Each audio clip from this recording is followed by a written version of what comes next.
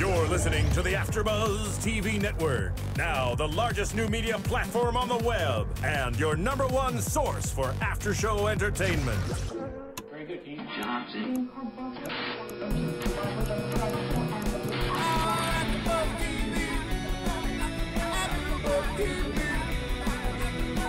From the AfterBuzz Studios in Los Angeles, California, presented by Maria Menounos and Bing.com, and streaming live thanks to Akamai Technologies, this is AfterBuzz TV's WWE Monday Night Raw After Show. We'll break down tonight's episode and get you all the latest news and gossip. If you'd like to buzz in on tonight's show, you can buzz us at 424-256-1729. That's 424-256-1729. And now, another post-game wrap-up show for your favorite TV show. It's AfterBuzz TV's WWE Monday Night Raw After Show. Yeah, we got the Christmas Carol going. Birdie, birdie, birdie, and a ho, ho, ho! Good evening, ladies, gentlemen, boys, and girls. Welcome to AfterBuzz TV, brought to you by Bing, where Bing is for doing, and we're here doing another live after-show recap for Monday Night Raw, the week of December 24th, the week of Christmas Eve, baby! Yeah! I'm excited. Listen to that. This is the way we started off Raw tonight, with the special Christmas Carol featuring all of the WWE superstars. Can that just be the week of Christmas, not just Christmas Eve? It is the week, of Christmas. But the episode was Christmas Eve, thus being the week of Christmas Eve's episode. Right. Was this what you got for Christmas? Man, you know, Santa Claus or Hanukkah Harry was good to me, and we have some deliveries of some fine WWE Shop Zone merchandise, and we're going to be giving you listeners, you viewers, a chance to call in today and win some of these fantastic prizes, like the CM Punk box set on DVD. That's amazing, by the way. We got the Attitude Era box set on DVD. We got the New World Order box set on DVD, along with some events like Hell in a Cell, Survivor Series. We got the Cena t-shirts. One special winner gonna get a Dolph Ziggler t-shirt. And then we got this guy right here. Can we get... We'll never back down from a fight. He'll never back down from a fight. You got the Brawlin' Buddies featuring Sheamus. I mean, Santa was good, man. I think that's the one everyone's gonna want right there. You think this is the prize? This is the premier prize? That might be the Brawlin' Buddy. I think we're gonna give away 3 prizes tonight at the end of the show. Tune in. We're gonna give you a chance to call. Maybe we'll do it. Maybe we'll do 3. I don't know. Do you have Twitter Access Live today or no? Not tonight. I have Twitter actually. Yes. If you have Twitter Access Live, maybe we'll do one of those prizes by way of Twitter. Okay. And we'll do the others by way of the phone calls. We'll think of something. Maybe to make we'll put out a key hashtag, and the first person to send it to me will get it. Maybe the 3rd person or the 5th person. Okay. Because, I mean, you can follow it, too. Yeah, we'll follow the hashtags. We'll look for them.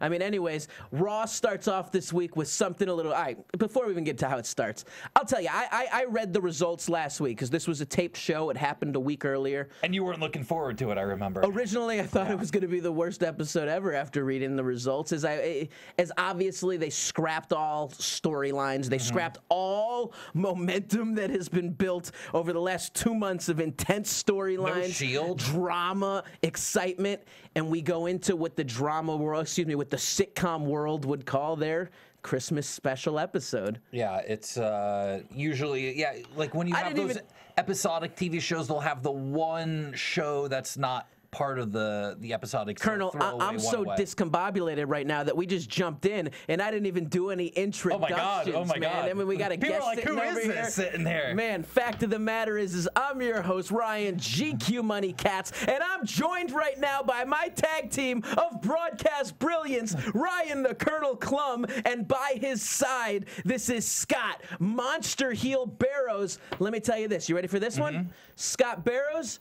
trained by WWE Hall of Famer Dory Funk Jr. Oh, wow. There we go. Also trained by Midnight Express member Dennis Condrey. Wow. That's more of a pop than I ever got wrestling. Ever. Ever. Thank you. Almost like the Layla pop, a little canned pop at that Canned point. pop. I had to get it. Yes. You know, wrestled for Jerry Lawler in the old USWA back in the Memphis, Nashville territory days. Was that the one that was on ESPN back in the day? No. Okay. Far from it. But at late 90s, pushing a career through. Monster heel sitting by our side. Wow. It's an honor to have you, a pleasure to have you here in the studio. You too, my friend. We got big action, and oh my God, a surprise is going to be coming on later because the crew's not done, baby. Oh, no. This is going to be an action-packed episode of Bar Buzzing After Raw, and now we can move past and go into our. I wish we had the Mr. Rogers trolley music because we're gonna head into the land of make believe for this entire episode, and and we start off like I said with that little Christmas Carol. Yeah, I did not like that Christmas. I liked the Christmas Carol. You like the cartoon to start it off, though. That was okay. I mean, you like the little animated CM Punk. Yeah, it was okay, but I saw that on Saturday Morning Slam. I think they aired all that before. I actually saw it on the internet like earlier in the week as well. They released it early. Right, so they played all that on Saturday Morning Slam. I'm like, oh, it's for the kid show. That's cute. It really works. Here, I was like, it's not the show I want that aired on. You were upset, disappointed. I just didn't like that bit for this show, and I'd already seen it before, so it was kind of a rehash. Didn't remind you of the old school wrestling album, Land of a Thousand Dances? It made me think of Glow. Oh, wow. It made me think of the opening of Glow, and that's not. You don't like the old Glow rap? I think a lot of our Diva fans would probably be a fan of the old Glow rap. I loved it when I was 14. There was a Wrestlicious rap. I think WoW even did a rap. Absolutely. They all all did. the women do raps. That's what it made me think of. They think they're Kesha. Mm-hmm. Scott, were you a fan of the opening intro? No, I mean, I didn't hate it. I mean, it is what it is. You said it's a Christmas episode, so what do you expect? They're not going to be, like you said, they scrap most storylines.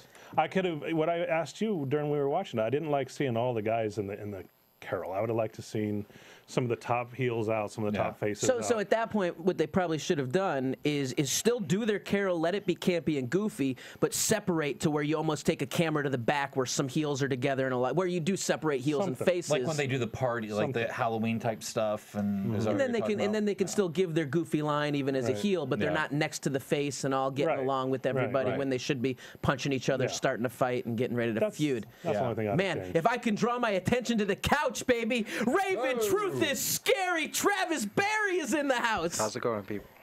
Look at him. That was excitement, man. Well, I'm losing my voice. You came in with excitement, man. I want to say about the Christmas Carol. Did you notice Jack Swagger was there? I didn't notice Jack Swagger there. And did he have the beard? Is that what's going on? No, it was clean shaven. Probably like yours. See, I'm going for a little growth because I'm going to shoot some pictures next week. There's actually they showed him. He got some airtime. I think he's like right beside or behind Orton. Interesting.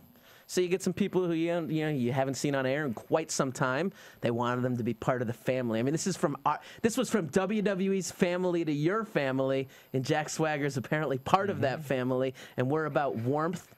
We're about cookies. We're about snowflakes and reindeer and everything nice and sweet this episode. Yeah. Yeah, baby.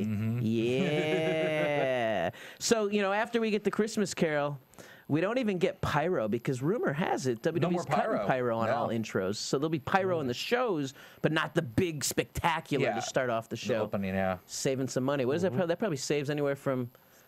I mean, looking at that, that's probably anywhere from 25 to 50 grand an episode, I would say. 30,000 a show. Yeah, because on XPW, we used to spend like $1,500 just to do our one explosion on an episode.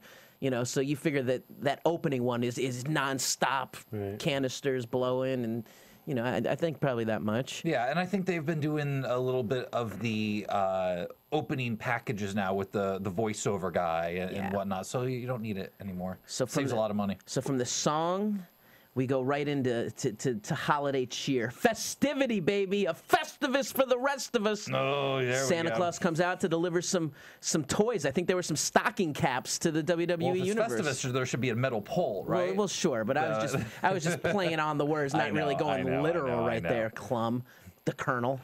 But Santa Claus came out, gave some gifts. and then followed by the horns of our friend Alberto Del. I can't do it. I can make a fake one in the back of my throat, but it's not really my tongue rolling the R. I can be like. Yeah. I guess, by the way, got his own barbershop window shirt today. Oh, he did. What was that? You don't know the design. Says ring announcer. Oh, Ricardo got one. Yeah, Ricardo. He's good. So, I mean, as you haven't watched wrestling, as a long-term fan in a while, where you're diehard watching week to week, you've been watching the last few weeks.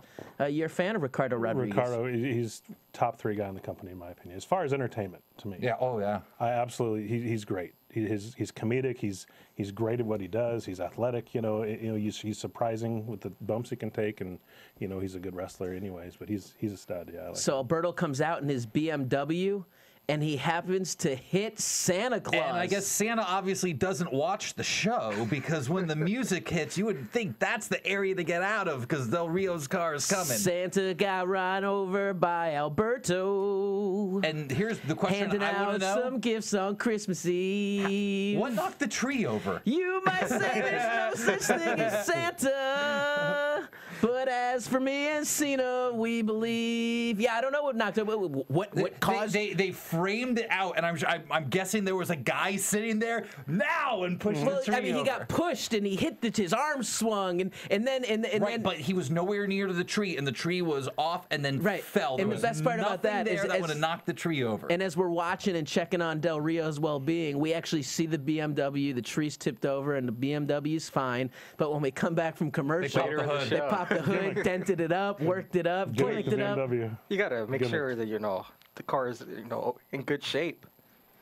The crowd didn't like it, man. But I mean, in a good way. Santa. Yeah, man, in a good way, didn't like it. I mean, they were into it. So this is once again we go to. We knew right from the get-go of this episode it was going to be campy. It was going to be humorous. It was going to be outside of the realm of what the WWE universe is used to in terms of storylines. Right. And I think the crowd was accepting to that fact, and were willing to suspend disbelief and play along and just have fun with the show, accepting it for what it was, not for what they hoped it would be. Yeah, they were cheering for all the Santa stuff the whole night. It wasn't my favorite part of the show, but the crowd seemed to enjoy it. Yeah, so as the "You Killed Santa" chants are going, and we're worrying, and our hearts are racing because we don't know if he's going to pull through. We don't know if he's going to make it. This may be the end of Christmas as we know it, but then suddenly, as if he was the Terminator in Terminator 2 getting dunked in the hot molten metal, we get the thumbs up. Santa's going to be all right. The Mike Utley. Yeah, man, Santa's going to be all right. Now, here's what was odd about this thing right here. So all this just happened, right? Mm-hmm. And then, without going to a commercial or anything, we go right to a moments ago screen and watch it all again. 15 seconds. 15, 20 maybe? It was very, to me, just, if it was commercial and we see the replay, I get it. But to go love the replay. It was such a long... It was a long segment. Dude, trying to fill 3 hours here. And I mean, the one thing I think we should also remember, too, is I think this show was day 4. Was this 4, right? You had the pay-per-view, you had last week's Raw, you had SmackDown, and then this. That's a lot of TV to write and to do. So this is the 4th show. This is the afterthought show. It is an after... Go ahead, Rave. No, I was saying, I think they taped main event before they taped Raw also, because there was a taping before that. So it was like, it was day 4 of 3 hours of...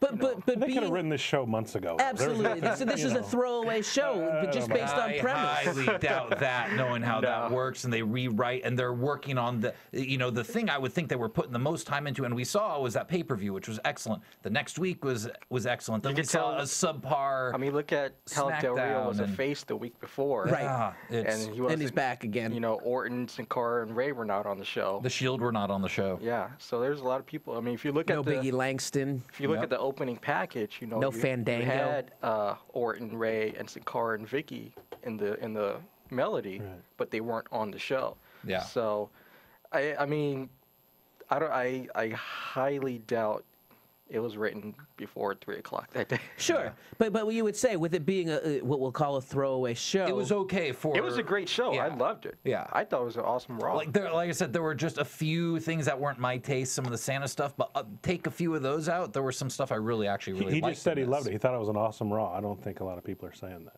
No, I mean, it's right. He said it was an awesome Me and Monster Heel kind of agreed over here. We liked it. We said we were entertained by it. And if you take it for what it is, and that's a special episode that has nothing to do with the current storylines, it was an entertaining show. Yeah, it was a really good show. I mean, who knows? Maybe next Monday they'll run over Baby New Year. Yeah, it's going to be interesting what happens with the New Year's show because you don't have the same theme to tie up because they're going to still throw away storylines. But they should have a couple weeks to write that one now because everything was jammed up over. But I don't think we're going to get real storylines again next week. Not. We're going to get. I think they're looking to the first show of the year, which is two title matches and the return of the Rock. We'll get to that later because there's a lot coming on.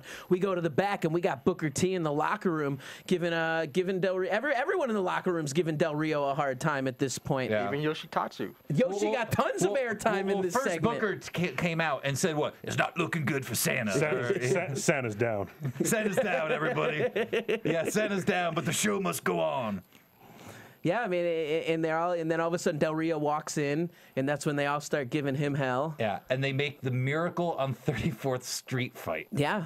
And I liked all the little gimmick matches with the little Christmas themes to them. Puns. The Lumberjack Frost match and things like that. I thought that stuff was fun. And as you said, Yoshi getting some airtime. I think that was after listening to Buzzing After Raw the last couple of weeks. WWE felt we got to get this guy back in the universe's good graces. I mean, Buzzing After Raw fans are saying get rid of Yoshitatsu. He's a waste. Let's put him back on the air and show people how entertaining he can be. Yeah. Santa, Santa, Santa. And then my favorite was when Cena goes Cena 300. Okay. I wasn't a fan of. Oh, you didn't like Cena 300 with the "This is Santa." Yeah. He fights for all the soldiers. He's going to give the big boot, send them over the cliff. I mean, it's just like Sparta right over here. But we're defending the honor of Santa. I think the stuff we liked, he hated. Hates because Ryan likes pure wrestling. I do too, but you have to realize this was a fun throwaway. Right, and I'll tell you, I loved the Muppets episode when they did that. This one, it just wasn't my thing. We'll talk some Muppets soon. And I didn't hate this. It was just there was a couple segments that weren't my flavor. But the audience, but the audience obviously loved the Santa stuff. So I mean, no, it's just not my thing. Yeah, so, Raven there on the Twitter sphere and the chat rooms. Was it like a 3-hour version of Saturday Morning Slam for you? Yes, and that's what I was saying. The opening, that's why I didn't like the opening, because it was this opening of Saturday Morning Slam. It worked there. I didn't think it worked here. Fantastic programming, Saturday Morning Slam. It is a great program. Produced very well. It is for a kid audience, but it's fun to watch. That and Main Event. It's one of those things. It's fun. They do a good job with their, what we'll call like their C-level shows at this point. Which are almost more entertaining right now. Like the NXT, Saturday Morning Slam, Main Event. Those are really, really good shows right now. And they're not 3 hours long where you have to... First match of the evening, Cody Rhodes trying to get vengeance and revenge for the injury he sustained facing the Big Red Monster Kane. They need a Cody's mustache shirt fast. They need that now. Speaking of Cody's mustache, you can get a mustache mood ring by checking out IamSmiley.com. We got some people on there. One going in the mail to Germany tomorrow. Oh, wow. Order came in from Germany. So at the same time, we'd like to give a big shout out to our Buzzin' After Raw fans over the pond in the UK and Europe. Yeah, I was asked by one of many Seans to give a shout out to our international contingency of fans. Awesome. Cody Rhodes versus Kane, the injury. Why did they not show replays of this injury before for this angle? Because I really didn't realize how serious it was. That back body drop, the way he dropped down to separate that shoulder. Oh, you had never seen that before? I don't think they really pushed it the same way where you got replay after replay to see it a few times. You know what? Maybe it was on SmackDown. It took place on main event because it took place on main event. Right. But I don't remember them really showing you to say. I mean, they made a thing that Cody's been injured. Well, I think it was on SmackDown they pushed that because I remember that being pushed and seeing that, and I think it was probably because I was doing the SmackDown show. I think a week later. Like SmackDown, not that immediate Friday, but the Friday after. Once Cody was gone, they showed that. Yeah, they explained his injury. It was a botched bump. That's why they didn't replay it. Mm-hmm. No, but they're okay with that. But at the same time, he took a bad bump. That's why he got hurt. Doesn't matter the reality of the injury. You see someone fall that way, you could say botched because it's not how it's supposed to be done. But for the suspending disbelief of the audience or for bringing realism to it, that's a real move gone bad. That's the danger of pro wrestling that feeds on the realism of that. This is a dangerous sport. This can take you out. Anytime you step through the ropes, absolutely, your life is on the line. I mean, it was brutal looking. I mean, that's a scary move to take. The back body drop is scary. There's a lot of people who are Scott, you like taking those from a guy like me? I shoot you off in the ropes, back body drop you over. Absolutely, I'll sell it. Just like anybody else, like Cody, except I'd line good. Yeah, but there's a lot of people who have not trained those, will not take those. You know, there are a lot of people scared. I gotta be honest. In actual matches, I haven't taken too many. Obviously, in training, I've done it, and I have no problem with it. And being a little guy, I actually, it's pretty scary too, because I get lots of air usually. And it's very easy to over-rotate and land on your butt, and that hurts. Now, let me point out something here. Already, though, Raven, you're wrong, man. You're wrong. How? Because you made a big point about the fact that if the pyro goes off before the match, Kane's not going to win. Pyro went off first in this match, and after a hard-fought battle between Cody and Kane, Kane was able to pull off the chokeslam and get the win. But did he do? But he didn't do the. Oh yeah. No, but his philosophy was that if it goes off first, Kane's gonna lose. There's always exceptions to every rule. I will bet dollars of donuts that the majority of the time it's after the match or before. There's always a second. You want me to put my dollars up against a case of donuts or a box of donuts? We need to I know find I've been gaining weight, but I mean that's an unfair bet if I'm looking at things. things. Put the WWE 13 game. We got tons of prizes on. Look at it, like Santa's coming early. We throw it on the table, man. We got prizes galore going out today. We should probably announce how you can win the WWE 13. That's a special someone emailed me about that the contest. Yeah. They were saying how it's kind of unfair, because they were saying that they would like to go for be in the contest in the running, but there's no TV coming to their town. It's a true statement. That's just unfortunate. It's so while you will not necessarily win WWE 13, you do have your chance today to win one of these NWO DVDs, CM Punk DVDs, Attitude Era DVDs, or the ever sought after Sheamus Brawl and Buddy. This warrior bows to no one. And if they don't win today, we'll probably be giving this stuff out for a couple of weeks, so make sure to listen live. We got a decent amount of prizes to give away, so we can make this fun and interesting. Go ahead and tell your friends to listen. Tell your friends to participate. But you got to listen live to win this stuff. You know where else you can share the news about us? Where's that? On iTunes, my friend, where you can subscribe, rate, and comment. And then we encourage you to do so. It only takes a minute of your time, and it really helps us out. If you can throw some nice high quality stars to our show, throw a couple of comments showing your appreciation for the entertainment value and knowledge we bring, and you could also do so on YouTube as well. Yes, we like the YouTube comments as well. We have a little we talk back and forth with the fans sometimes on YouTube. So we do. Raven gets into fights apparently with some of these people does get into fights. I'm trying to talk about Raw tonight, so I don't get any heat about going off topic. Let's go to that next match, because all of those online fans love this one right here. We got a tease coming on for the Santa's Little Helpers 8 Divas Tag Team matchup featuring Natalya, Caitlyn, Alicia Fox, and Layla taking on Rosa Mendez, Oksana, Tamina Snuka, and Eve. What did you think of this one? I thought, we've been, you with your style quotes have been a little hard on Tamina. I thought actually Tamina looked pretty good in the green dress. I thought it was terrible. Really? I thought she looked okay. The worst. Better than the heel over here. Way better than the orange. You haven't seen the orange. Yeah, she came into this in this. She was like the cannon, being shot out of the cannon in the circus in this orange full body unitard with like orange flames, and it was. I think it'd be hard to work in that dress she was in too. I agree with that, because you can't really spread your legs. No. You're constricted. But you're restricted. She looked good. Yeah, no, I mean, I think Tamina's a pretty girl, actually. I think she is, too. She's a pretty girl. What's up with the Natalya and Khali love angle? I mean, they always do put Natalya in interesting storylines and situations. She's farting, she's dating Khali. And what happened with the farting? Did she just stop eating beans? I think so, man. If you take Beano, kind of went away. I think it's back when she was a vegan with Punk and Daniel Bryan. Took some Beano supplements, there'll be no gas, and then all of a sudden you transition. You start wanting to date Khali, and you try to get that gas in order, because, hey, Khali may not be attracted to someone so flatulent. I got nice skills by Natalya. We had a great bridge by her.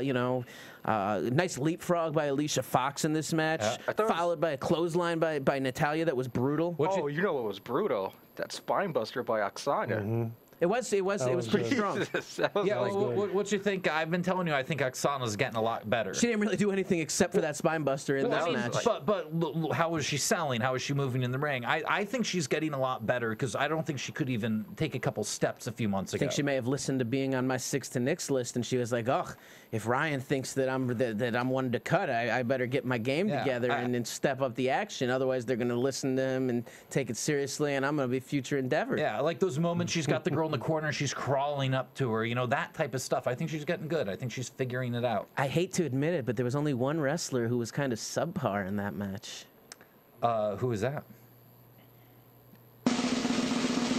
Rosa Mendez. She was looking blah in the match when it came to in-ring skills. I think at least when she first came in, she just comparatively to everyone else. I think mentally she wasn't there. The guy that she's into ran over Santa and I didn't think about the emotional levels of she could be distraught. But I think they're done, right? That storyline's been dropped from what I understand. I don't know if it's been dropped. I think it's just a slow sizzle and burn right now. I heard it's dropped now that they turned him face. It's done. Because the Colonel heard it must be true. Well, I think we talked about that a couple weeks. They've moved her away. They haven't talked in 2 or 3 weeks. Valentine's is next. I was in the store today. I saw Valentine's cards. So muy caliente. So I think they're done. I'm just trying to get the official word of they announced the first Hall of Fame induction tonight. Oh, they did? They did? Yeah, so I'm just trying to confirm that. We're going to talk about confirm that, and we'll figure that out. But I did put a picture up of MSG. So they're shooting TV tonight? They had a house show at MSG, and it is packed for a house show, but it's New York. So, after the Barclays Center, so obviously New York drawn well because in the same few weeks. If you go on my Twitter page, 2 different areas. That's a big crowd. MSG is also their home base for now. All the women hit their finishers, and generally speaking, all of them hit pretty good moves. I mean, I thought I liked the match because first it was a long Divas match. It was, and it was a good Divas match. Time. It was good. They got the girls time to actually shine, which I think honestly. It's funny. It's almost the final Raw of the year where you finally get to see the Divas do what they. Yeah. Who books the Divas matches? By Caitlyn doing that. Did you know the answer to? Do you know who books the Divas matches? I think with Caitlyn doing that move, that's the Jamie Noble finisher. So and I was a little bit. I don't know if Jamie does it, but. Books a little weird that Caitlyn finisher, very similar to the go to sleep. I'm surprised they even let it. I know it's to the ribs and it's different. The same thing, and it's over the top instead of but it's very, very similar. It's different, but it's still. And then the fact that she hit it this time. She did, but they like to put over the power aspect of Caitlyn, and I know she's got this power lifter, bodybuilder background. She doesn't come off as that strong. She doesn't woman handle everyone there. No. It is a struggle to do some of this stuff. But she's only been in the company about over a year, But as he said, she's not China. So I don't want them to build her as the powerhouse diva because she's not. I believe Natty's stronger than Caitlyn. The minute China walked in, you believe she could almost beat up men. You know, it was. But I don't think. I mean, they never pushed Caitlyn as being strong. That's true. She was just buff. You got to realize she was a chick sitting on the couch, and they gave her a call at the last minute because she filled in for that other person on NXT who I thought was gonna get a big push and be like a superstar, and then scrapped out of it. I don't even remember her name. She was another. She was a Russian. It was was she Russian? She was foreign. She trained out here. I thought she was foreign though. She was a Californian girl. Foreign gimmick. I believe she was blonde, tall. She was 7 feet tall. White woman, white girl. 7 feet tall. She's about 6'11", 7 feet. Yeah. They brought her. If you look at the Divas version of NXT, she was in the first episode because she was going to be managed by Vicky, and apparently some pictures were found because the great fans of pro wrestling like to find pictures of people. Correct. And they cut her the second episode and brought Caitlyn in. Big Scotty B measuring up at 7 feet tall, tipping the scales at nearly 400 maybe I can meet her. Speaking of Valentine's, little mood ratings together. Guys could meld the mood. I'm very mellow according to this right now. Michael Cole gives us the commercial saying we're going to get an update on Santa Claus. We get in a commercial for the Shop Zone Encyclopedia, WWE Encyclopedia commercial. And then we come back to AJ and Dolph snuggled up together. I don't want to go off topic real quick, but have you seen the Encyclopedia? No. Chris Benoit is in it. Who is it? Yeah, I have that coming in. The man whose name shall not be said. Who's that? Well, I actually heard them talk about stuff like that, and they're going to start putting him in, I think, into some older stuff and not try to erase him anymore, but not promote stuff with him. It's So kind of like the F. It's coming back. They're not blurring it out. Fair enough. Yeah, but they're not going to push him in at all. You'll never hear his name on Raw.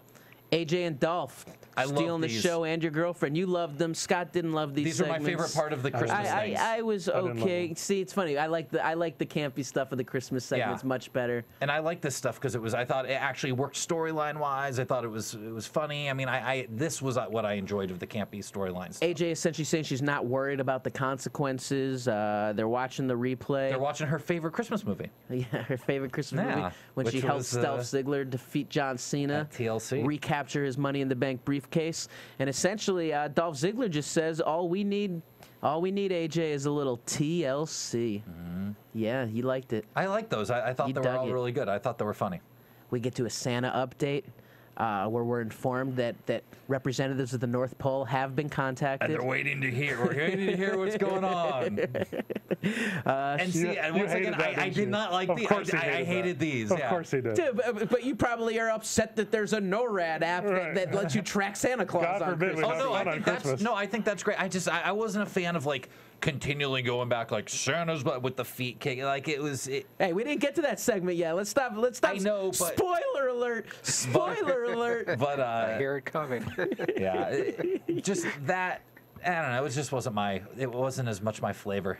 But you were more in tune to the flavor of the Lumberjack Frost match. Big Show versus Sheamus, surrounded by Lumberjack Frosts. Yeah, this is a good match. It was a really good match. Yeah, really good match. We haven't really talked.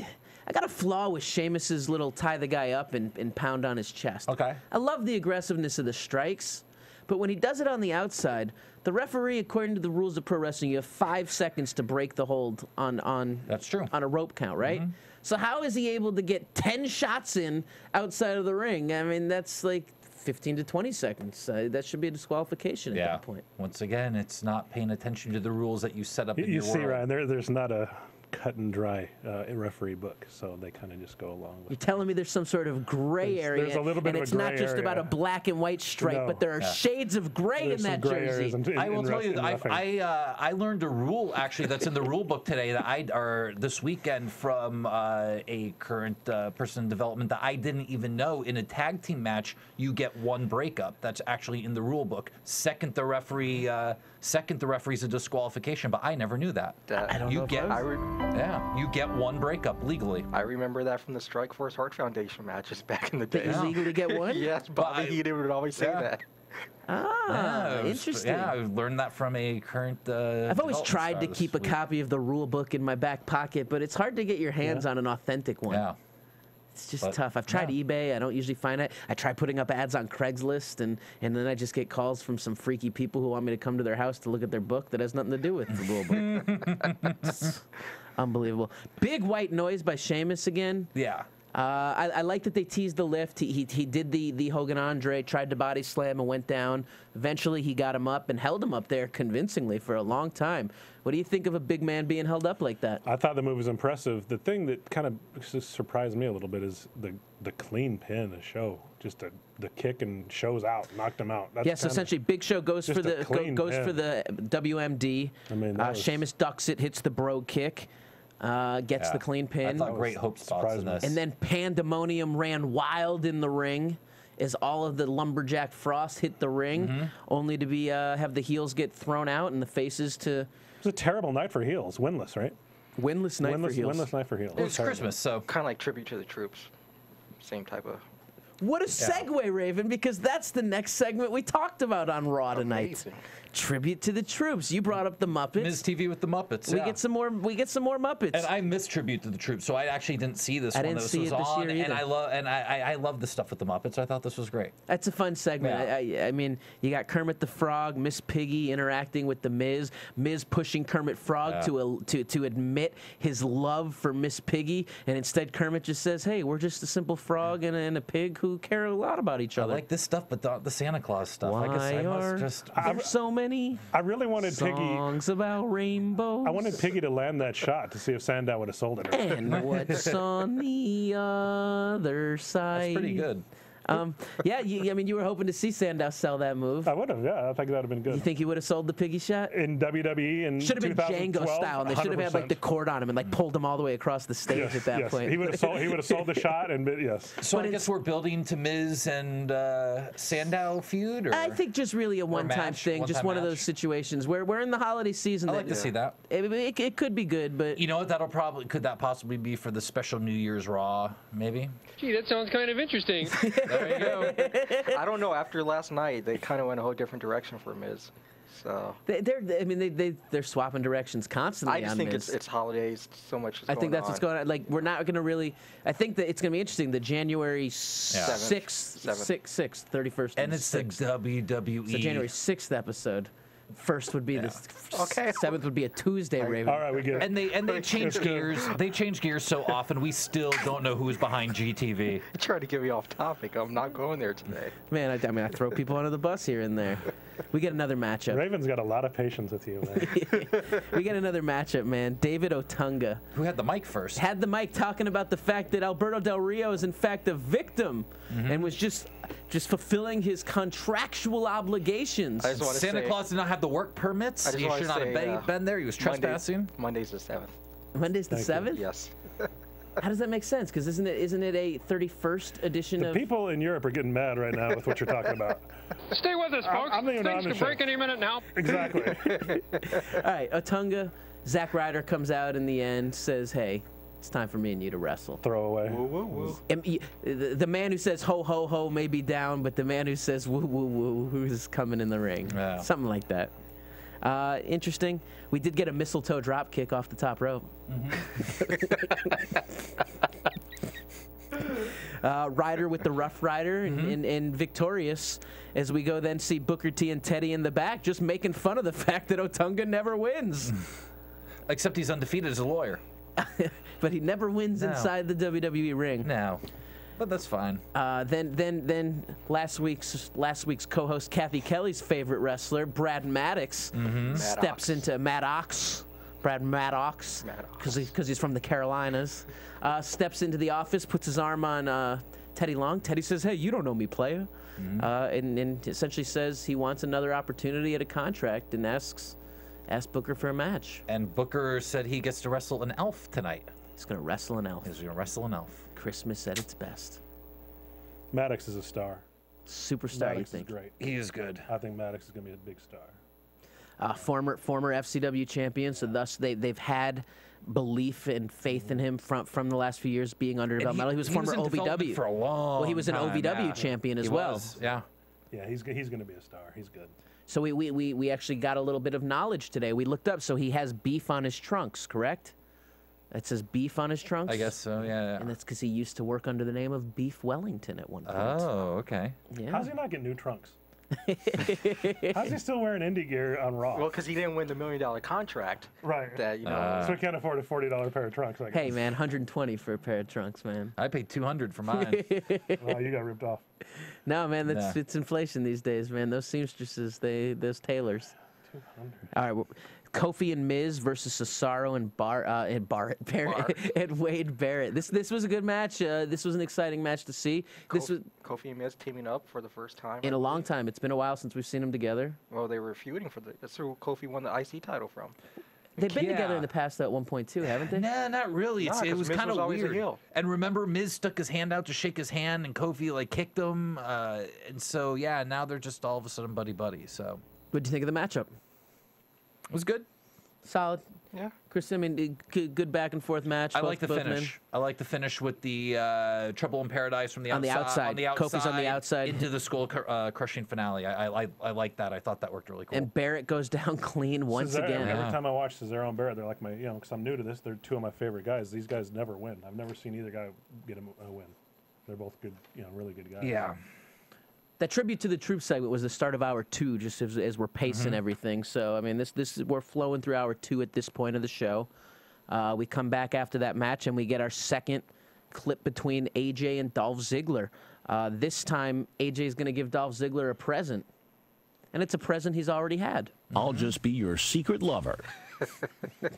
I mean, there was no secret that he got the briefcase. She gave him money in the bank. She gave him the money in the bank for Christmas. I bet she did. But she already gave him that gift early. I mean, if I were Dolph Ziggler, I'd be disappointed. And he was playing it up like, wow, this is the greatest Christmas gift ever. But then isn't that when she opened up? And, she did open up the robe. And she making had you one of think these that right she, there. well, see, they made you think that she was exposing herself and she was going to be naked. But she wasn't naked. She had a very specially cut up and tailored steal in the show. They tricked you, huh? They did trick me. Yeah. They tricked me. I thought she was going to be naked. I did too. I thought WWE was going for a little Christmas attitude. A little attitude. And we were going to see some Christmas boobies. Yeah, right. Most girls can't handle it. AJ apparently can. Who because cares she about gets the into the fact FCC that fine? Let's just show it and give everyone a Christmas. We'll pay the fines. Yeah, we'll take the fine. We get another Santa Claus update. Santa's still hard pressed to be pushing through. I mean, we don't know if it's looking good. But it did some damage. They said they don't know, but it did do some damage. Yeah, you try getting run over and not get hurt, Ryan. I mean, I know you're a stud. Come on, Santa was laid up. Yeah, Santa didn't really get hit all that hard by the car. So what do you mean? How's a Christmas tree fall over? Yeah. You know, obviously the phantom Christmas tree. I don't know. You saw the damage to the car. The shockwave from the hit must have knocked the Christmas tree over. I mean, they had to put the neck brace on him, carry him out. I mean, this is like terrible. I can't believe you'd even make light of such a situation. I know, seriously. And you know, one thing we didn't mention was Ricardo crying the whole time. Yeah, I got a bone to pick with Ricardo. Because Ricardo was on Facebook on Christmas Eve, and he said, "What did you do on Christmas Eve? I ran over Santa Claus." That was his status update. He didn't run over Santa Claus. Del Rio ran over Santa Claus. And he was crying. He just cried like a baby. Cried like a baby the whole time about it. Well, you know how those heels are. They always bad guys. Cried like Brawlin' Bo Cooper. Oh, are you sure? Are you sure that wasn't a retweet from Del Rio? No, I believe. I mean, that was his Facebook status update. Yeah, his Facebook status. Yeah, it was his status. Man, coming back from commercial, we get a little. You better watch out. You better not cry. Something's telling you why. Because Brad Maddox is coming to Raw. Yep. Brad, he's an entertaining guy. He is. Can't sing and hold a note to save his life. Nope. Very off key. But the fans were really responding to that, you know, when he came out. How much was canned tonight? We were discussing that. Was it genuine response, or we had a lot of it's a tape show? There's a lot. I think WWE even cans audio on tape shows, even when there are great responses from the crowd. Just something that they're able to do. Like, I mean, even when SmackDown's rowdy and lively, I still think you get canned audio. Yeah, I mean, it's just one of those little production tricks, you know, like beeping words that aren't swears to make, you know, people sound like they're swearing a lot more. So we know that he's going to take on an elf, and out comes I can't do his music, but Little Hornswoggle. Oh, Hornswoggle. But no, I'm not the elf. The giant it's going to be this guy. The Great Khali. Hey. Number one contender for the U.S. title. Number one contender. He won that number one contendership by winning the Battle Royal on main event on Ion Television Wednesday nights. 8 p.m. I like using Khali in these kind of comedy type aspects. I like the whole thing with him and with Hornswoggle. I don't like him as much when they're trying to make him a contender. So here's a problem. I don't enjoy that. So WWE, and I know they're not pushing it the same way that they were pushing it down our throats, but they are about the Be a Star campaign, the anti-bullying. I feel like they kind of bully Khali. They make fun of him. Absolutely. I mean, they're making 100%. fun of. It actually. So after the match, it was a pretty good match. It looked like Maddox may take it. Like he took control of Khali's leg, was working him, keeping him off his feet. In the end, Khali able to get the chop, able to hit a double choke slam kind of finisher, and then he grabs the mic and sings. I think after I saw this, I'm like, please give him the mic every show You from think now. so, man? It made me. it makes me uncomfortable. Yeah, I think it was just kind of. I didn't like it either. I don't know. Well, I don't know. He's a big actor in his hometown, home country. So it goes to this. Khali's been in WWE for what now? 6-7 years. In the country, at least 10 years. I don't think he. How has he not learned better English? I don't get it. You know, I say the same thing about my next door neighbor. She just speaks no English at all. But he's on the road with the crew of people all I've the heard time. He speaks English. I mean, supposedly he speaks fluent English. I mean, I don't even know what he's saying. And he said, like, Merry Christmas, I miss you. to you. It almost felt. It's the birthday and Happy New Year. Well, you know, we've heard stories when we've had Joe Schmo and stuff about how many takes they have to do with him to be able to say stuff. They probably said, "Hey, go say this," and he forgot. I mean, it really almost felt like he was out there not knowing what he was doing. I really felt I really felt like it was a bully situation. And then you got Cole and making fun of him, laughing at him, kind of joking. That's not, you know. Yeah. And then but it was funny though. I mean, come on. But it's at his expense. It though. is and they're anti-bullying company. Okay, but they don't do those commercials anymore. So. and he's supposed to be a good guy, so it's weird that they're going to make fun of the good guy. They're not making fun of a bad guy. But okay, then why make fun of anyone if you want to stay And on my that? You can get away. It is wrestling. You can get away with making fun of the bad guy and almost putting the bully in his place by bullying him back. This is something he can't control. Right. He obviously They have him in the elf costume. Okay, but Mickey James was a face, and they always called her fat. They called her Piggy James. They did, and that's when it was an angle. And they made Michelle Natalia McCool. fart, and they make they humiliate people all the time. It's different with Kali, man. He's putting a suit. He's with the little guy. I mean, it's making a cute girl fart. I mean, at the same point, and here's where it works. So then CM Punk, a heel, comes out for the following segment. We start up hour 3, and the opening of his promo was him making fun of the exact thing and making fun of Khali. And laughing. And he had a great line where he said, "Khali must be from Pittsburgh," because I couldn't understand a damn word he said. And then the Pittsburgh fans started giving it to CM Punk right away with the "Let's Go Steelers" chants. How often have you ever heard a crowd start a chant for like a football team at a WWE show just because they have so much pride in their hometown? But even Punk replied is like, "Are you guys stupid?" And I'm from Chicago. I still would even cheer for the what do you say, the Cubs? The Cubs. The Cubs. Yeah, So, they're just so bad. In Boston, a Yankee sucks chant can break out at any event. I have been at WWE events. I don't think it generally does happen at WWE. It breaks out aisle 9 of the grocery store. Yeah, in Boston, those Yankee sucks chants break out everywhere. The Steelers aren't even had a good year. That was weird to me too. I don't. I mean, I think they did that big angle with the Steelers a couple years ago. all those fans in the universe probably had a bunch of Iron City beers in them, getting a little rowdy. So why'd they say that for Punk then? Well, because he did bring up the fact he was the first to insult Pittsburgh. Yeah. So, and essentially through the gist of the promo, he says that Ryback ruined Christmas. And then looks and Hanukkah and looks at Paul Heyman and says, and he pretty much ruined Hanukkah too. Yeah, and he's being rewarded instead of punished, like he should be. You know, I agree. I mean, this guy Ryback's had a couple shots. Like, why is he getting another chance? I completely agree. It doesn't make sense to me. If this was the UFC, a guy that had just lost 2 matches would never then just be given another fight. But he has lost both of those matches with outside circumstances, extenuating circumstances. Extenuating. There you go. I don't know. I'm making up words right now. That's not Punk's fault though necessarily. There's no proof. So why should he be punished? Well, okay, there is proof. There was proof that Maddox did interfere. There's in the no match. proof that Punk was involved. No, but at the same time, that Ryback was screwed and still deserves an opportunity. Well, first of all, how does Ryback get to grab a mic and say, "Oh, I'm going to challenge you for the title on January 7th"? He didn't say I'm going to challenge. He said he already got his gift, and he was given that gift of the opportunity. No one's claiming that they gave him the gift. Hey, that's one of those. The WWE board of directors maybe sent him a telegram. Was Jack Tunney maybe? Yeah. Maybe he woke up. Maybe he got an early Christmas. I would prefer that than these general managers always coming and making stuff, which is getting old to me. At the same time, Punk continues to go off on the crowd, calling them slovenly, toothless, drunken selves, crawling from bar to bar. I mean, he's going off, and we learned that it's 400 days is where the reign's at. 400 days. It's very impressive. Heyman says that CM Punk is a victim of a documented conspiracy, as you keep saying that you believe he is as well. It is a conspiracy. And that Ryback's failed to prove himself. But as you just said, Jay, the first Raw of the new year, we're going to get a tables, ladders, and chairs match. And if he puts a finger on Punk tonight, they'll sue. For assault. This was actually a storyline, continuing storyline. This was true. Like this was the only continuing storyline, and I think that's only because Punk has the injury, so that it's the only way to really tie him into something, because there doesn't have to be action at that point.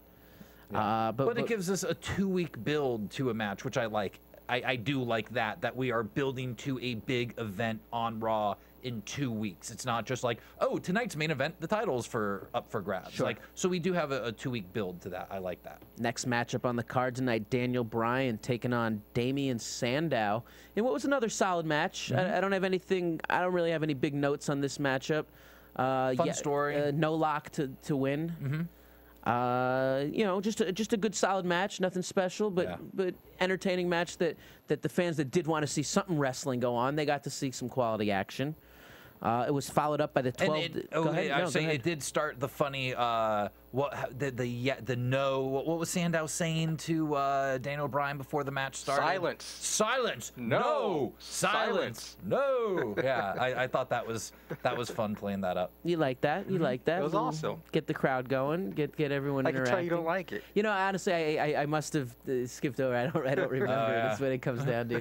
I didn't mark it. He's like, it was a good match. Fast forward through it. No, I watched it. I liked it. 12 Days of Christmas, 12-man tag team matchup. Brodus, the Usos, Santino Marella, Justin Gabriel, and Tyson Kidd taking on 3MB, Tensai, and the Primetime Players.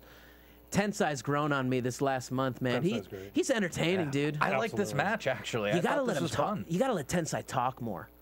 Like, I think Tensai's funny. Yeah. And I think he can still be I don't think that his humor should make him a face. I think he can still be a heel and come out with just some funny, aggressive comment and talking. Yeah, he could almost be the straight man, like have him be a heel and stick him with maybe a baby face, you know. Well, with Santino, they play off each other. Santino was fantastic. That was funny. And then even in this match, they have a great little interaction. It's hilarious. So essentially, Tensai's got control.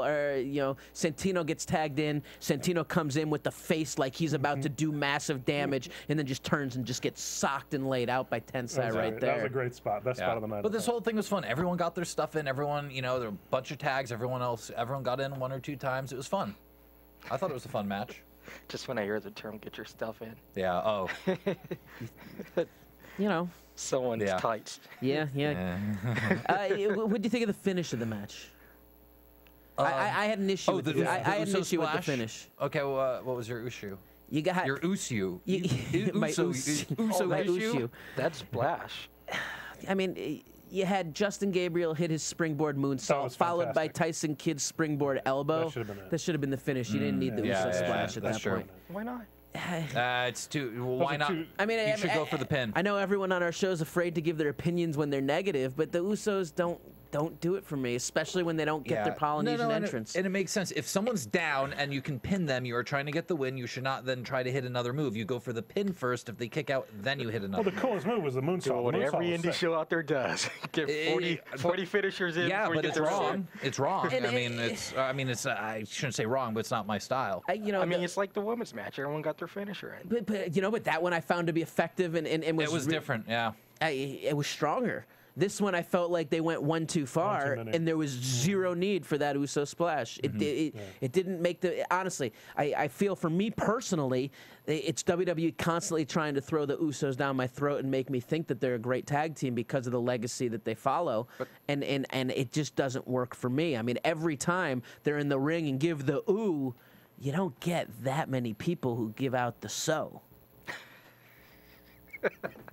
Just the way you put that, but they're a great team. I mean, it's like people want to sit and bash on the WWE's tag team division. Then WWE actually has a tag team out there. Yeah. Everyone can't be the best. Like trash on them. Like, but if you are gonna give them time. But if you are going to rank the teams, do you think they rank up on the top half of teams or on the bottom half of teams? For me, get out of town. I love the Usos. Yeah, who do you put up there then? Yeah, Primetime Players, Rhodes Scholars.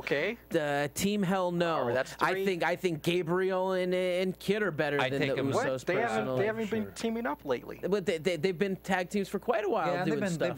They put them on tonight together. And for the last 6 months or so, I think they've been tagging and stuff. The past 2 months, they've been singles. But they work as a team too. I mean, no, they work well as a team. That once you saw the double, springboards. And they had their double snapmare takeovers into the eliminator style kicks. I think Kidd and Gabriel are a great team, but it's like WWE's finally trying to focus on the tag team division. Yeah, I think the Usos are a great team that has potential. You know, I think Epico and Primo are better than the Usos. Yeah, and those are the teams that, you know, in a couple of years, hopefully they'll be. I think Unico and Camacho are better than okay. You don't like the Usos. Baby monster heel, baby. I'm stealing your Twitter right now. It's mostly Did Jay steal your girlfriend or something? Or what's going on here? I mean, no, it seems like Ziggler may try to steal my girlfriend. Who knows? Maybe Chaos and his manager are better tag team. But you don't like the Usos. You don't like their gimmick, right? You don't like that they're faces and they come out. They're not like. I don't like. I definitely don't like them as faces. Team, they're, you know. No, but here's what I say: whenever they actually come out and they do the Polynesian entrance and they do the Samoan dance. To me, it gives me a reason to like them, and I like them a lot more. Face and everything, doing everything the same. That little bit of on the entrance makes me care. When they don't have it, I don't care about them whatsoever. And they just did that on the recent episode of NXT. They had that in there. So because they pulled that out on Raws, you don't see that that dance anymore. I think NXT is still behind, though. They are behind, yeah. So, NXT is definitely behind. So, okay, they changed a little bit of the Usos entrance. What do you think about Primetime Players' new theme music? Hate the new theme song. The old one was much better. Much better. Okay. Much stronger. Got you bouncing much more. Got you into it. You wanted to feel what they were feeling. You felt like they were on top of the game. And now this one's just like I don't like it. It's kind of a snooze fest. I agree. And it's amazing. It's the little things that you think wrestling's what matters in pro wrestling, and it's the least important part. It's the packaging, it's the entrance, it's the music, it's what you wear. All of that stuff is important. I think Titus should be on his own. Titus is awesome. Titus is a stud. Titus is a stud. I think Young brings him down. But I'll tell you, I think that's a steal. Maybe you say he's bringing him down now, but I actually think Young brought him up. Because if you saw Titus before they tagged up, he was very boring. He was very milquetoast. It was sticking him with Darren Young that brought that personality out. So maybe, it's time to move them apart, and Titus has moved up. But I think it was that pairing that made Titus who he is. I don't think he should be a singles yet. I think they should get a run as tag team titles. I agree with you guys. They should get a run as tag I don't agree with the monster heel. I think he's doing all right. Eventually, he can become a single powerhouse. But for now, he fits the role really nice. They've been a team of less than a year. And I always like to tell the story of when I was backstage and I met Catering, and he kind of gave me a tap on my shoulder and gave me a nice suit. that was my 2 words. Yeah, but that was a complimentary 2 words. I think he was shocked that the janitors dressed so nice at the Arrowhead Pond in Anaheim, California. You tell you to make sure that the ropes are real tight out there.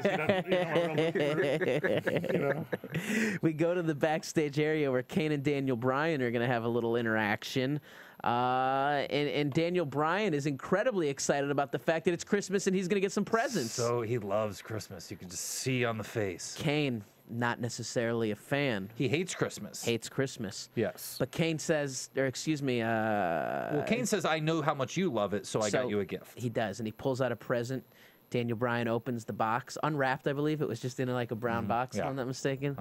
And he gets this, and Daniel Bryan says, "Wow, you got me my very own Slammy Award." And he was very happy about that. So then Daniel goes off stage, says, "I got you something too, Kane," and he pulls out a puppy. Kane has the puppy. Not exactly the cutest puppy I've ever seen. Kane looks like he's loving the puppy. He kind of smirks a smile, like he's gonna hug it, cuddle it, and call it George. And then at that moment, he says, "I'm starving." Wait, he says something about, he says, "I'm starving." And then Daniel Bryan grabs the puppy back and says, "No, animals are our friend, not food," and takes the puppy back. I liked it. It was a nice little plug for the vegetarian. Yeah, I played on the vegan thing. I like it. I mean, shoving vegan down. I was trying to think, was there an angle with Kane and the dog, like, since his run? No, it was fun because the way they did it, I actually thought like the monster. I thought we were gonna have Kane with the dog in storylines for a while from now on. I was like, oh, are we getting the new Matilda? I mean, hey, you never know. I don't think it'll happen because he took it away. I hope they do. I hope Kane has that dog next week. You never know. Daniel could bring it out. It would be. Can you imagine if Kane had to walk a dog down in the ring every week? I'm gonna have to try to bring it next week. I gotta look for it. That picture I always talk about of Kane with the 2 Shih Tzus like snuggled up on his chest and stuff. It's adorable. Like apparently he's got his little dog. Like I think Kane likes little dogs, so he's got his little dogs at home. And I thought it was funny. I like that Daniel Bryan can push his vegetarian agenda, his vegan agenda at that point. Yeah. And it's a nice little political message, if you want to call it politics. Yeah. Social message. And it's funny. I thought it was funny. And it plays on the monster thing of Kane. You know, a monster would eat the animal.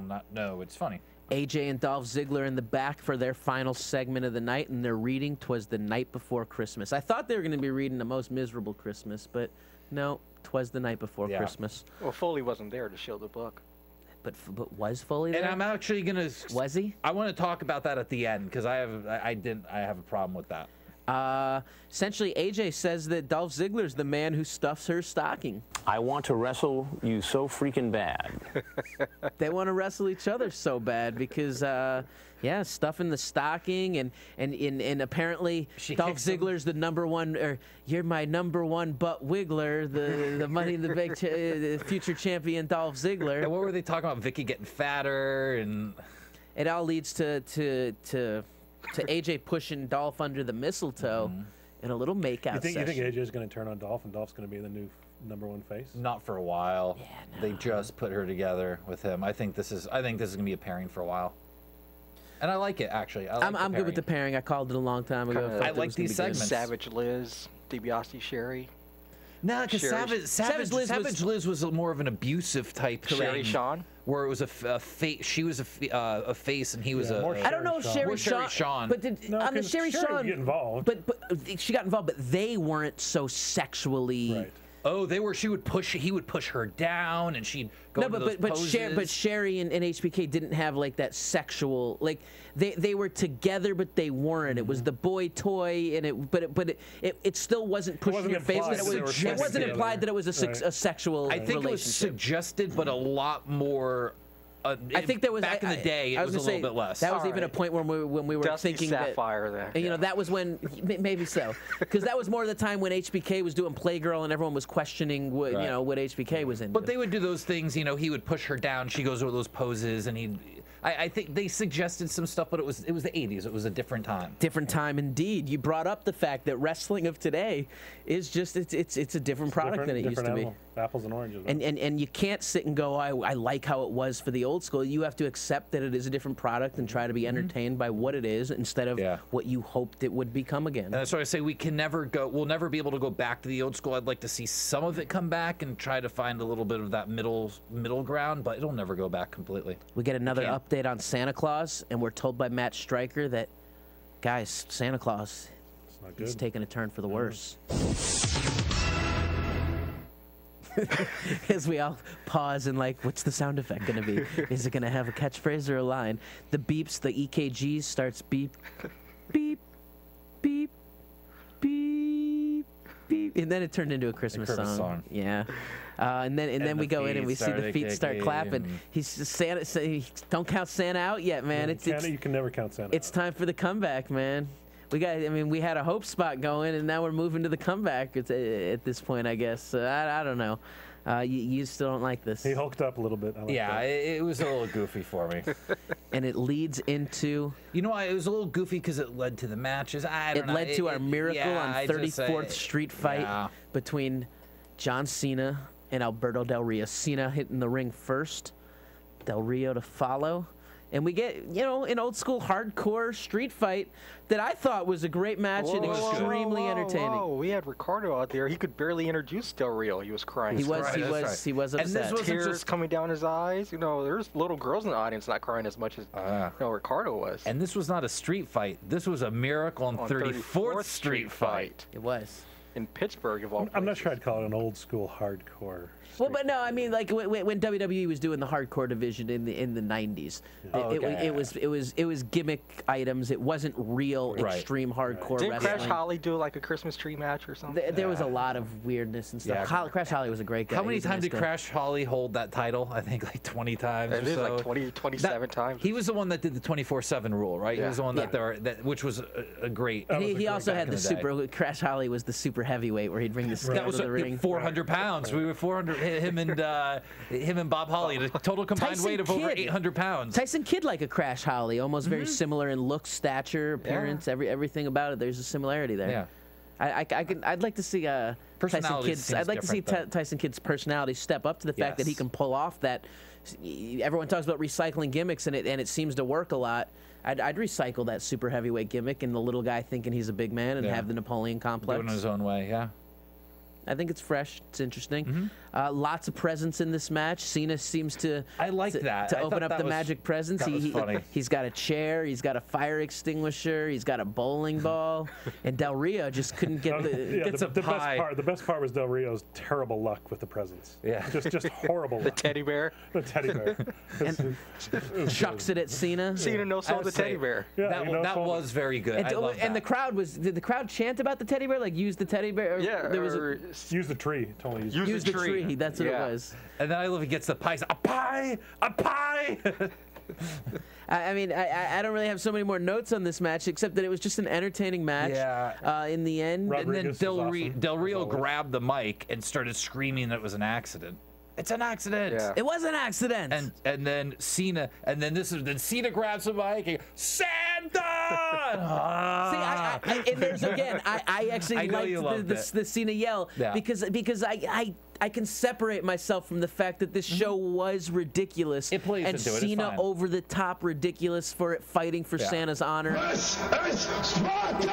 I love it each time. It worked for the show. Like I said, it just wasn't my thing. You know, it was fine. It was fine for. I know people enjoyed it. I'm glad everyone loved it. It just wasn't. Your opinions are invalid. It's fine. It's fine. It just wasn't my thing. I'm not saying opinions. they shouldn't have done it. You know, obviously they should have because people loved it. I think that's wrestling in 2015. It just there was a lot on the show I loved. There was a couple things that weren't, but it's for So keep it going. So how did it end? Something for then? everybody. So we got all this going on. Then Santa came out. Now this is the one thing I'll say I had a problem with was Santa coming out and doing the mandible claw and it not being McFoley.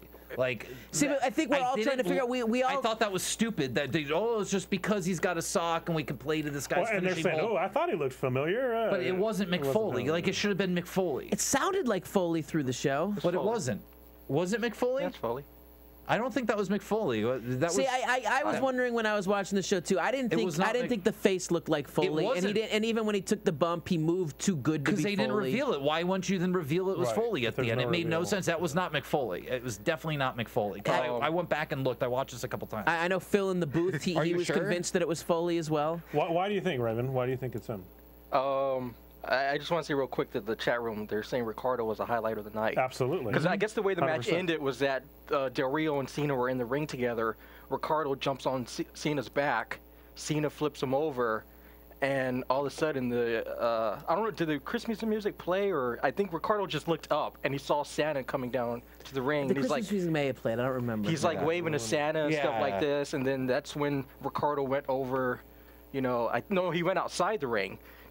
And Santa swung the bag, hit Ricardo. Ricardo falls over. Oh, that's right. Del Rio's like on the ropes, what's going on? And that's when the mandible claw comes and goes right into the attitude adjustment.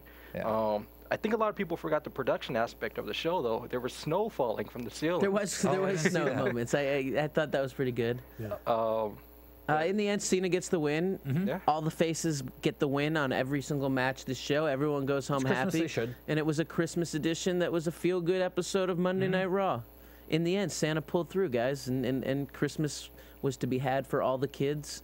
And they can know that when they got home from the arena in Pittsburgh that night, they were going to go to sleep, tuckered out from a great, fantastic, energetic, energy-drawing Raw, go to sleep and wake up, and it would be Christmas Day. If you're a kid, this Raw would have been unbelievable. Think about it. And they showed a lot of the kids in the crowd, and the kids were digging the Santa stuff. They loved the Santa stuff. It was definitely for the kids. There's no doubt. I didn't bring my picture. I was a mall Santa Claus, since we're at the end of the show. I was a mall Santa Claus in 1999 at the Crossroads Mall in Boulder, Colorado. Wow. Yeah, I gave toys to the little kid, or I gave some. You gave toys to Tots? I did give some toys. I didn't just sit in my little section at the mall. I actually would walk around the mall aside, like if we were slow on photos, and I'd go to the toy store and start playing with toys and stuff. If you were Santa, I'd hate to see who the elf. How often would kids scream the minute they got in your lap? No, I would say 90% of my time was great experiences. I was peed on twice. one of which the kid peed on me while sitting on my lap. The other of which, this little boy was with his like 2 older sisters. Older sisters had to be like 10 years old, and I think they knew that the kid had already pissed his pants. Because the second he sat on my lap, these little girls were just like cracking up laughing. So that one was cold. I learned a lesson. I always wore long underwear under my Santa suit and stuff, so I wasn't like necessarily straight skin, because I definitely learned from that experience. Other than that, I had a great experience. It was a lucky mall situation. I only had one bad thing aside from the peeing, where like someone, one kid asked me like for their parents back, or for like a parent back, and like that was like brutal. But interesting and fun experience. I gave the what would you like for Christmas, little boy, or little girl, or whatever it was, and that's that. Let's get on to some action right here, because we got some Christmas gifts to give away on this Christmas episode. So why don't we go with the hashtag WWE Bar Christmas. WWE Bar Christmas. You can spell it. Let's go with the Xmas. WWE Bar Xmas. Okay. WWE Bar Xmas. How about WWE Bar Xmas? Yeah, WWE Bar Xmas. Third person to do that gives a tweet to either I Am Smiley, Cluminator, or Raven1220. We'll go with the third, or at Monster Heel as well. Put us all on there. We're going to do the first one. I think that first prize on the Twitter. Why don't we give away this Attitude Era 3-disc box set? Should we do the first, or we say like the third or fourth person? I said the third. Third tweet. Let's go third tweet. Okay. Right here, if you're live listening. And right now, I don't actually know the phone number by heart, but we're going to take some calls, and we're going to go with the 18th caller. And the 18th caller who calls in, we're going to give away this NWO box set right here. Willie Mack, if you're listening, you better call in. 18th caller going for the NWO box set. And eventually, once we get 18, if the calls come nonstop, the 28th caller will walk with that CM Punk Best in the World box set, which is excellent. One of the best documentaries I've seen them do. And then should we do a second? Should we do a second prize for Twitter? So we got 2 for the calls, 1 on Twitter. Should we do a second Twitter? Sure, why not? 12th tweet, baby. You're walking away with the Sheamus.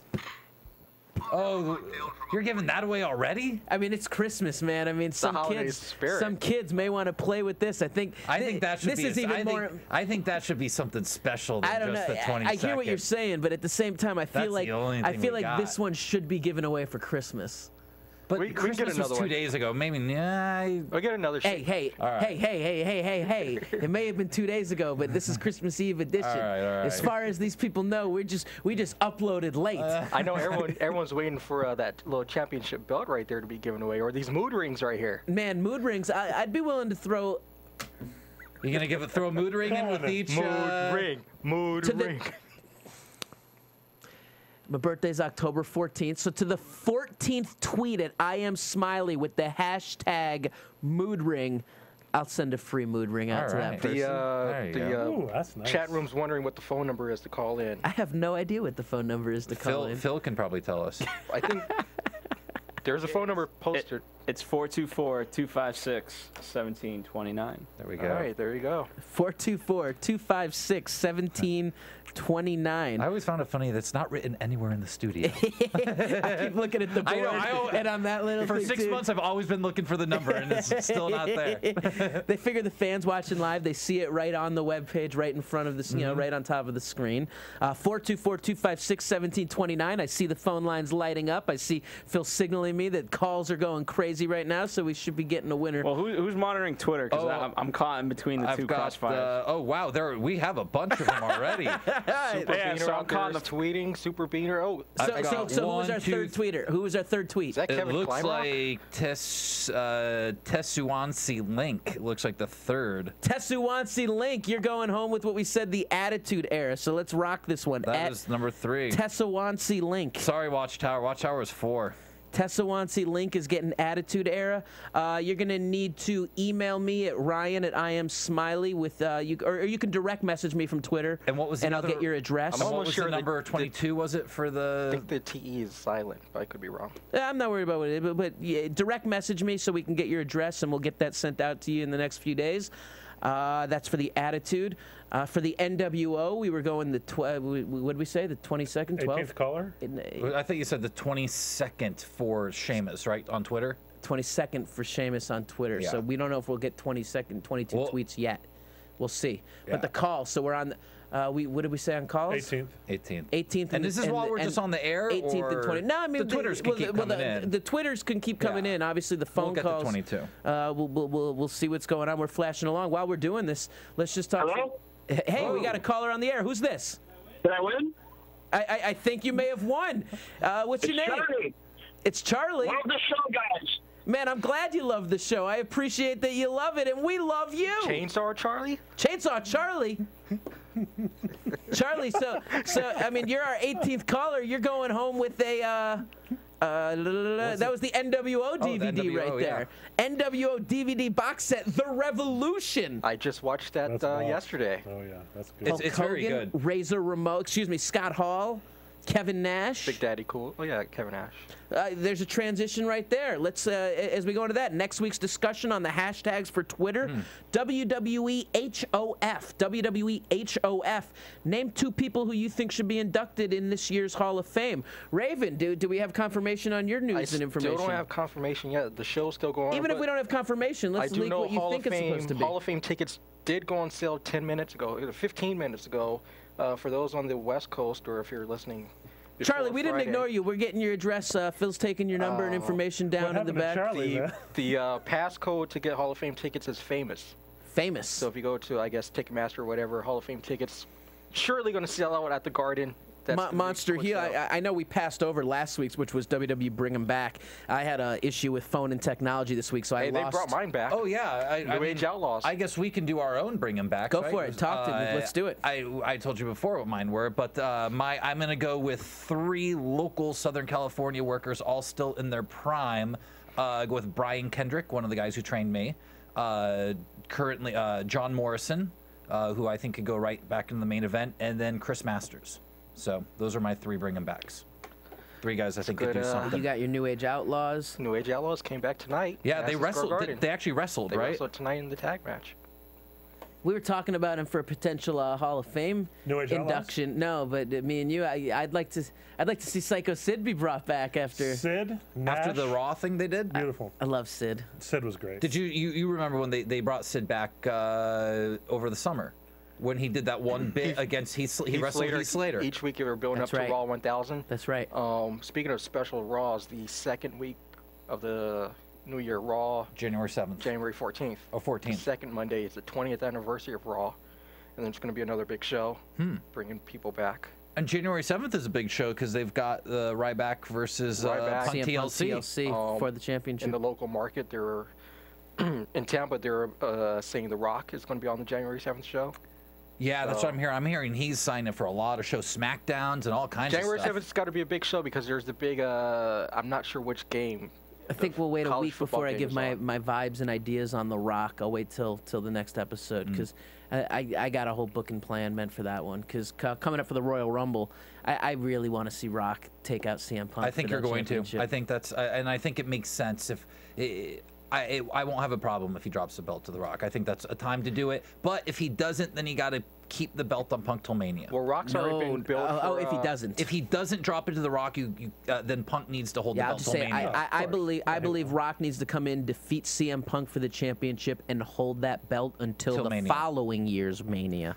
Over a year. Over a year. My problem with that, though, is because we may get a good 3-month run with him. You're not going to get 15. I don't want it. That means I don't want him to defend. I don't never want showing up. I don't want him to defend it on house shows. I don't want him to defend it. But he'll never be on Raw. He'll never be there. He doesn't have to be there all the time. He can show up based on schedule. He can show up on satellite. The fact is, he's one of the biggest stars of the world, and we should see Rock on satellite with the belt on his shoulder as he's on set shooting this blockbuster movie, as he's on vacation in this luxurious beachfront, setting. The fact is, it's old school, like 50s style, where like he is a superstar man of men, that he is this dominant force. He is the greatest thing ever. And when you're the champion, you're a movie star. And when you're The Rock, you can make things happen. I always thought with today's technology, why they never did more with The Rock when he's not able to make it to the arena. You know, with satellites and absolutely. These, at this point, I think phones. you need to utilize Rock's superstardom, and I think by making, I mean,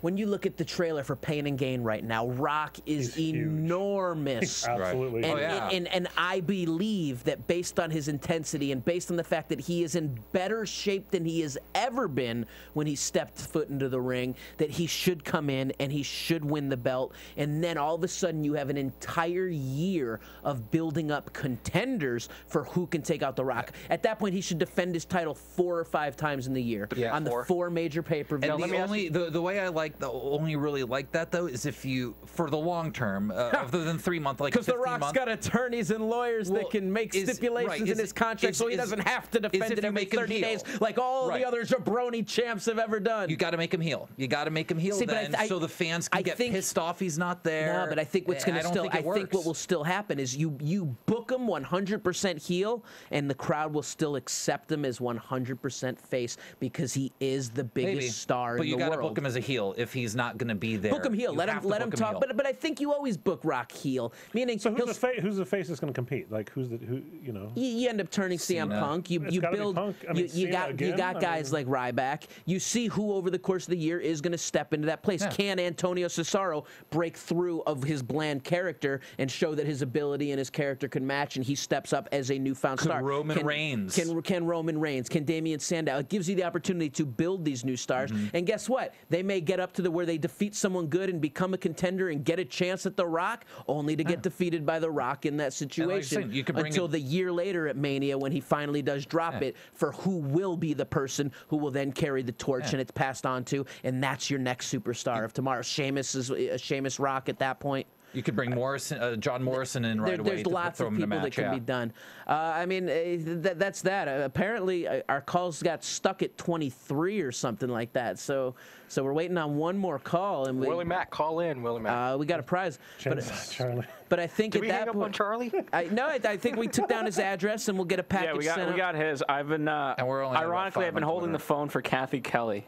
Get out of town. No, because I really want her to win the Cena shirt. So I've been trying to call her. Wait, did we just have an admit that this is a rigged competition? I think our engineer is rigging the contest. We are.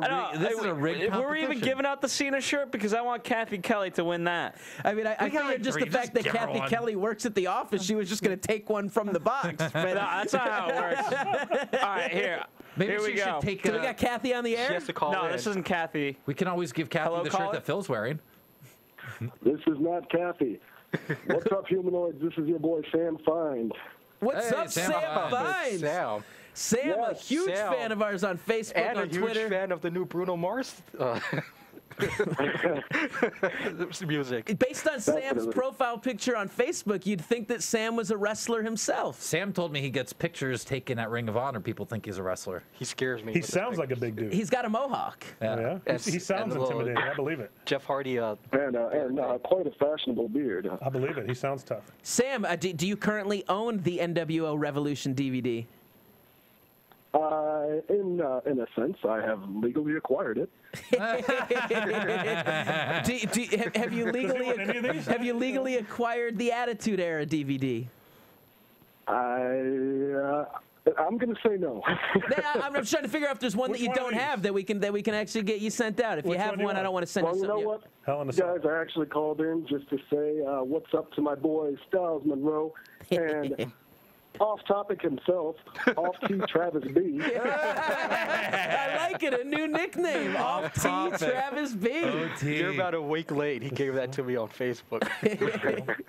I have bestowed that name upon you. Phenomenal. Well, Sam, regardless if that was your purpose, we're going to send you something for your participation and your constant support of the show. So we'll talk on Facebook. I'll figure it out, and we'll get a package sent out to you. Sam, real quick, what city are you in? I definitely appreciate it, and I thank you guys for the entertainment. On a weekly basis. Raven's talking to you right now. Sam, yeah, wait, Sam. Raven's going to talk to you. What city are you in? I am in South Hadley, Massachusetts. Oh, I'm sorry. Yeah, Western Mass that is question, just so you could give an "I'm sorry" joke. Raven. No, next time WWE's in that town, give me a call. Trust me, I apologize for where I live all the time. No, but see, if I'm reading between the lines, I think Raven just said if next time WWE's in town, he's going to hook you up with some tickets. Yeah, brother. That's how I interpreted that. Either Boston or Worcester. Yeah. Yeah, because Raven's the magic ticket man, apparently. Not offering us tickets when WWE is doing a 5-day run out here. Like in a couple weeks. I believe I told you about the house show coming up. No, you did. We'll take care of it also. We'll get some tickets going. But, man, Sam, appreciate you calling in. We'll definitely be chatting this week. And we'll get you something we'll get a package. I'll get your address, and we'll get a package out to you. Maybe Smiler sent a mood ring since he's giving me SHIT for it. We'll make it happen. I mean, at this point, I think we're kind of at the end of this episode of the show. Because Kathy never got through, I got one more for you. Uh-oh. Who we got? Caller, you're on the air. Better be McFoley. Hey, guys. It's Watchtower here. Watchtower. Now, by the way, Watchtower probably, from reading the chat, he owns like half this crap. Watchtower, are there any of these DVDs you do not own? The CM Punk one I don't own. Oh, that's a good one. You don't own. I mean, that's a prime one. Wow, I am appalled. For your continued support of AfterBuzz TV in all of its entirety and every single show. But you know what? Though, is there anything else that's on there? Like, are you guys still giving away the shirt? Because you know what? I'll be generous and I'll give Kathy the Dolph Ziggler shirt.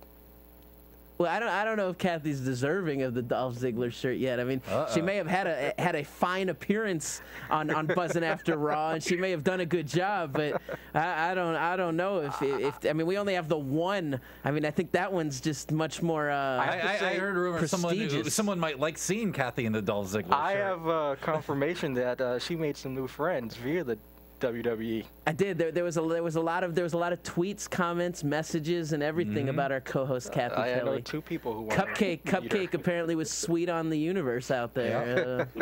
Yeah, she's a legend. So. Well, Watchtower, I think we could maneuver it and get a T-shirt out to you. We can do a Cena T-shirt out to you if you'd prefer that over the DVDs.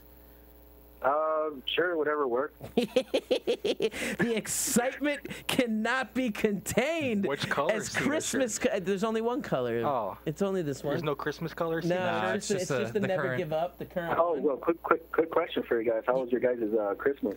Very mellow. Excellent. I had a fantastic Christmas Day, organic and non-GMO. No GMO, I saw that. Made meal, no genetically modified Yeah, man. Do you know that they're going to be genetically modifying salmon now? I saw that. You see the Facebook Are you serious? Yeah. Yeah, man. The FDA has approved genetically modified salmon to hit our grocery store shelves. For see, I'm watching this. Good thing I don't eat fish. Yeah, so that's that. Well, I didn't have my Christmas was mellow. Also, I was moving to LA, so I was kind of settling in. Oh, you're moving to LA? I'm already here. Oh, he's here. All right. Wow. He's ready to make a name for himself in the land of. On the other side of this door. I know. I'm like, let's make it happen. Did I lock my car? Let's do this. Well, January 5th, come to MPW and talking of the Justin Bieber stories with the fans. January 13th, there's the NWA Championship Wrestling from Hollywood. Let's get into some plugs. Raven, Travis Berry, where can the people find you? I will be at Sean Rinker's New Year's Eve party this Sunday or You're going Monday. on top of the roof. On top of the roof. I heard about it last year. I got to go this year. Hopefully, Dave Marquez will be down there on Hollywood Boulevard. Dave Marquez is going to be at Grauman's Chinese Theater with Jamie Kennedy for a KDOC special.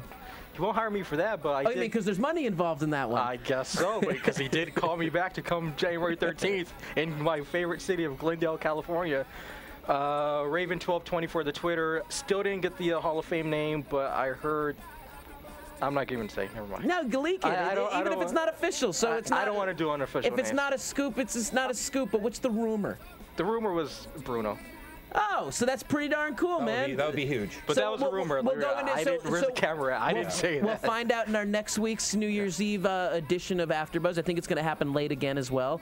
But we could hopefully discuss that being the case, because that's actually huge news and worth talking about for a little while. Monster Heel on Twitter, at Monster Heel. Where else can we hear more about you? You could probably catch you at Commerce or doing a little gambling. Anywhere. Commerce, bike. Anyone wants to set up a home game? This guy's a rounder right here. At monsterheel.com, I have like one follower on Twitter, so I'd like to have more than one after today.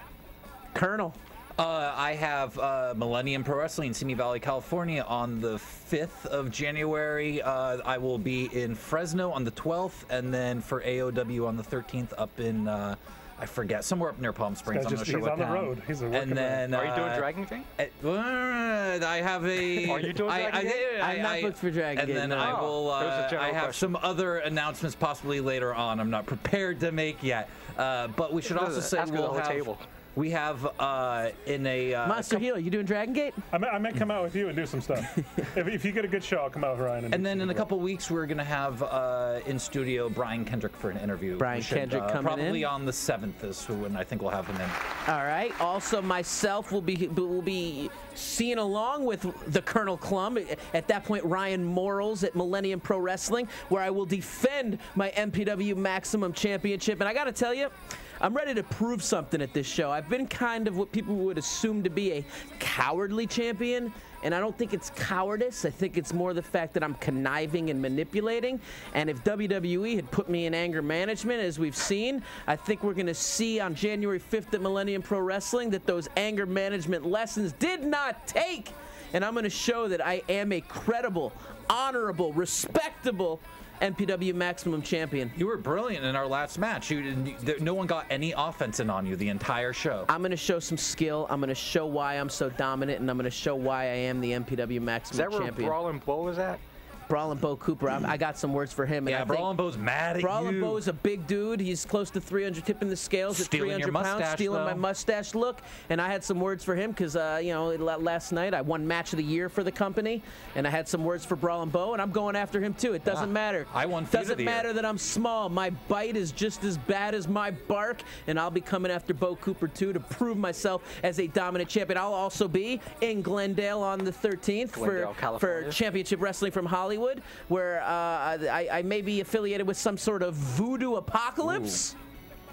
Yeah. And I was going to say one thing I forgot. Just this coming Saturday, I believe I make my television debut on Championship Wrestling from Hollywood this coming Saturday. Ryan Morals making his TV on debut. KDOC. The way the editing goes on that man, you never know. F-bomb dropping and pulled from air, baby. You talk about the Usos entrance being cut. Final plugs. Go check out IamSmiley.com where you can pick up your mustache mood rings. And also, big news for me coming into this holiday season and into the new year.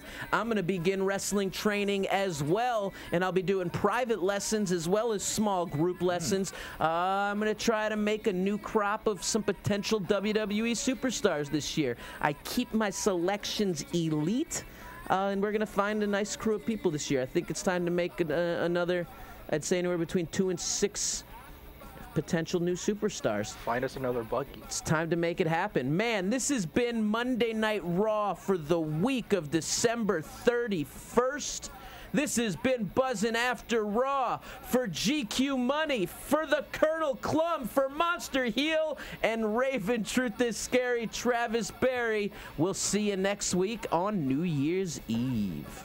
From Bing.com, executive producers Maria Menounos, Kevin Undergaro, Phil Svitek, and the entire AfterBuzz TV staff, we would like to thank you for listening to the AfterBuzz TV network.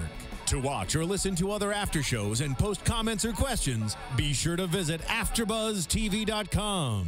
I'm Sir Richard Wentworth, and this has been a presentation of AfterBuzz TV. Buzz you later. Bye-bye, birdie. The views expressed herein are those of the hosts only and do not necessarily reflect the views of AfterBuzz TV or its owners or principals.